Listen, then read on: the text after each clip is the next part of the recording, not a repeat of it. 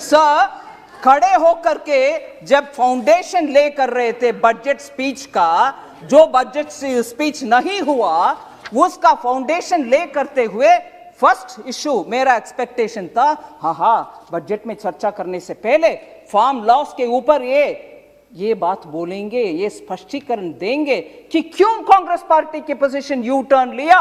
पहले तो इसका समर्थन देते थे, अभी क्यों बदला, वो पहला है। सेकंड, फार्मर्स के इतना ध्यान देने वाले कांग्रेस फार्म लोन वेवर के बारे में बहुत सारे स्टेट्स में इलेक्शन जीतने के लिए वायदा देते थे कि फार्म लोन दे रहे हैं हम, प्लीज वोट दे दो। जनता भी भरोसा रख करके वोट दिलाए, मगर मध्य प्रदेश में उसका इंप्लीमेंटेशन नहीं हुआ। फार्मर्स आज तक मांग रहे हैं लोन वेवर, क्यों नहीं हुआ? हमें वोट मांगा, वोट ले लिया, सरकार बनाने के बहाना किया, मगर सत्ता भी उनके हाथ में नहीं है। मगर फार्म लोन का गुमराह करके किसानों का बैकस्टैप करके चले गए कांग्रेस। राजस्थान में आज भी कंप्लेंट्स है, फार्म लोन्स नहीं हो रहे। मेरा एक्सपेक्टेशन था सर, फार्म लोन सर, कर्जा माफी राजस्थान में नहीं हुआ, मध्य प्रदेश में नहीं हुआ, जहां भी छत्तीसगढ़ में भी कर्जा माफी नहीं हुआ। सर, मेरा एक्सपेक्टेशन यही था जब वरिष्ठ नेता उठ करके भाषण देने से पहले फाउंडेशन ले कर रहे थे, कम से कम ये मानेंगे कि कर्जा माफी क्यों नहीं हुआ, उसको बयान देंगे, नहीं दिया।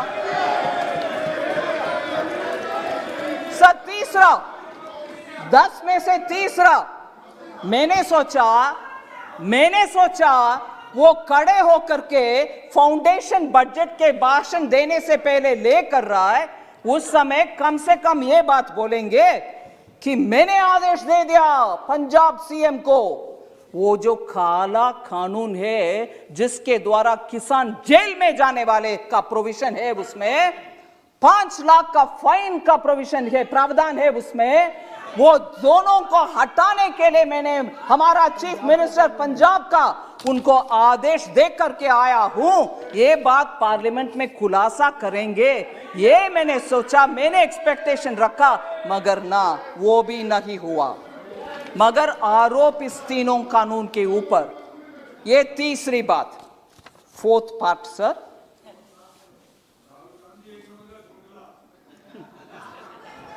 राहुल गांधी जी उस दिन जब बात कर रहे थे बजट में नहीं, फार्म लॉस के ऊपर, फाउंडेशन है, ठीक है, सुनते हैं, उस समय मैंने ये भी एक्सपेक्ट किया वो कम से कम ये बात बोलेंगे कि किसान को बहुत ही दुख है, दर्द है, वो पराली के विषय में उनको बहुत ही दुख हो रही है, उसके वजह से उनको कुछ राहत दिलाएंगे कांग्रेस के सरकार के द्वारा पंजाब में, जिससे पराली वो अभी का प्रॉब्लम नहीं रहेगा, उनको राहत दिलाएंगे, ये घोषणा करेंगे। ये भी मैंने एक्सपेक्ट किया, नहीं, वो भी नहीं हुआ सर। 5वीं, मैंने सोचा नहीं, बजट के ऊपर चर्चा नहीं, फार्म लॉस के ऊपर मैंने ये एक्सपेक्ट किया कि हमारे 3 जो कानून है उसमें से कम एक खंड निकाल करके, एक क्लॉज निकाल करके वो बोलेंगे देखो इस क्लॉज के वजह से किसान को नुकसान होने वाले हैं, इसीलिए हम समर्थन नहीं करेंगे। इधर वोटिंग में भाग लिया, समर्थन दिया, फिर भी अभी मन बदल दिया और इस क्लॉज के वजह से, ऐसे करके इन 3 कानून से कम एक पॉइंट दिखाएंगे कि this is against the farmer. मैंने सोचा, मैं एक्सपेक्ट किया वो कम से कम वो बात बोलेंगे फाउंडेशन ले करने के समय, नहीं, वो भी नहीं हुआ। सब 5th पॉइंट हो गया। 6th पॉइंट में आ रही हूं। मैंने ये भी एक्सपेक्ट किया कि राष्ट्रपति भाषण के समय माननीय प्रधानमंत्री जी का जवाब था, उसमें उन्होंने बहुत सारे छोटा किसान के ऊपर बात बोली। मैंने सोचा उन विषयों में, क्योंकि छोटा किसान से हमारे दो के लिए किसान से जमीन हड़पती गए, मैंने सोचा वो खड़े होकर के ये बात बोलेंगे, प्रधानमंत्री जी आपने तो स्मॉल फार्मर्स के ऊपर इतना अच्छा बोल दिया, मैंने मेरे अपना दो से बोल दिया प्लीज जमीन वापस कर दो फार्मर्स को, क्योंकि हम तो सस्ते में उनसे ले लिया, मगर ये किसान का जमीन है, हम खड़े होना है, राजनीति में है, इसीलिए राजनीति के हमारे परिवार हम और मैं खड़े होना है, आप जमीन वापस कर दो जी। और इधर हाँक करके बोल सकते थे हमारे दो में दामाद को मैंने आदेश दर के आई हूं कि जमीन वापस करो, नहीं किया, वो भी नहीं हुआ। मेरा एक्सपेक्टेशन वो 6th था सर, नहीं हुआ। 7th सर, 7th मेरा एक्सपेक्टेशन, 7वीं मेरा एक्सपेक्टेशन, प्रधानमंत्री जी डॉक्टर मनमोहन सिंह जी का कोटेशन पढ़ाया कि उनके तरफ से भी ऐसे प्रावधान किसान के लिए होना चाहिए, ये भी बोले।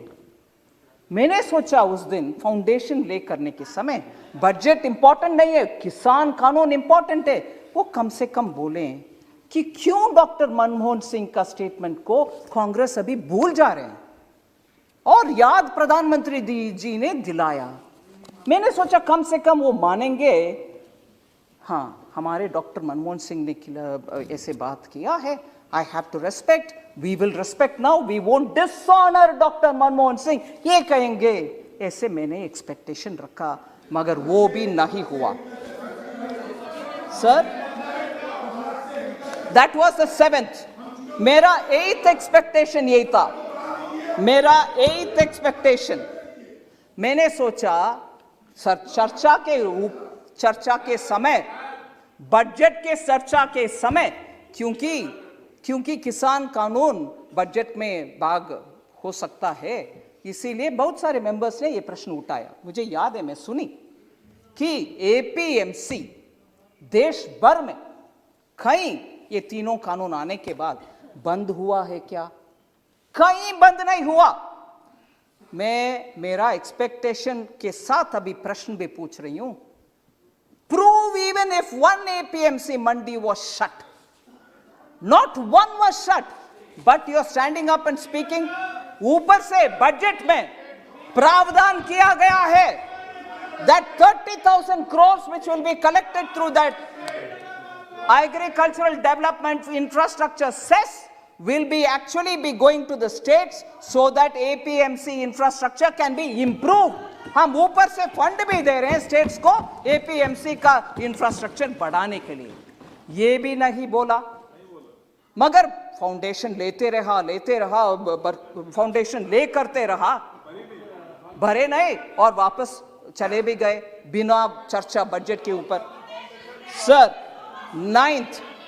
9th पॉइंट, ये मेरा प्रश्न है, एक्सपेक्टेशन था मगर अभी प्रश्न है, वो क्यों, why does he choose to insult constitutional authorities? Why does he choose to insult constitutional authorities?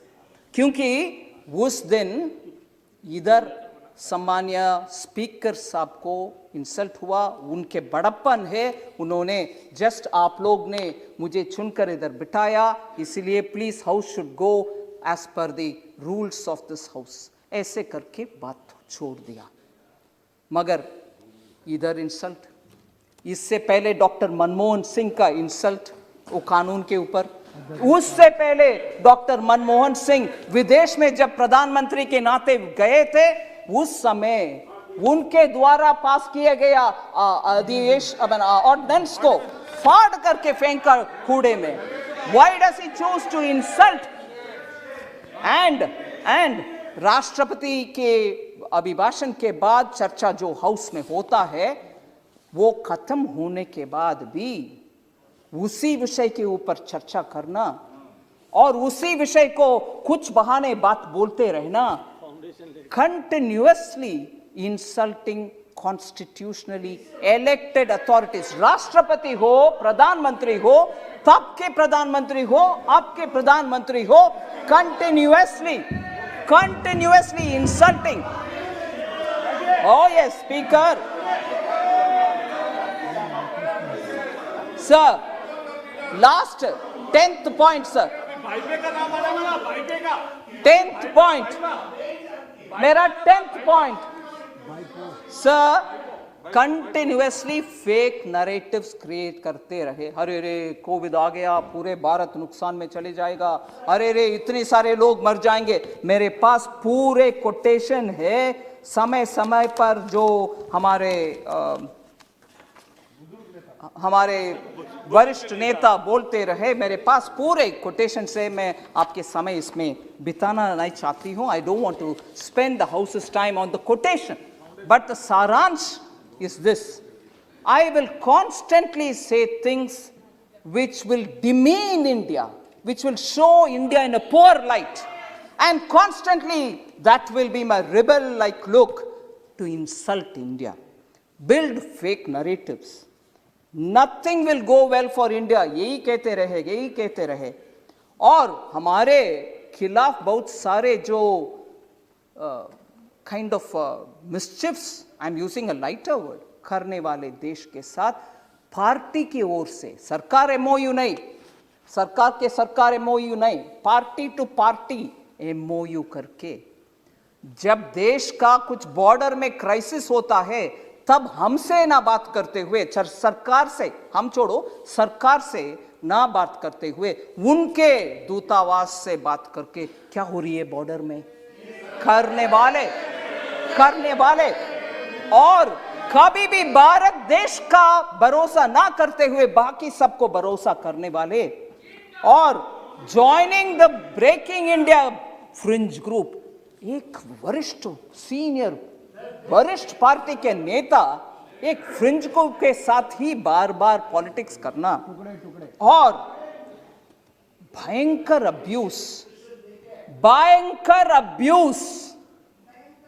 total unacceptable terminology for constitutionally elected heads उपयोग करते रहना, और सुप्रीम कोर्ट के द्वारा कटाक्ष होने के बाद अपोलोजाइज करना, मगर दोबारा वही साइकिल में अब्यूज करो, अपोलोजाइज करो, यही रास्ते पे चलना, डिस्ट्रक्टिव पॉलिसीज करना। I'm very scared to think probably he's becoming the doomsday man for India.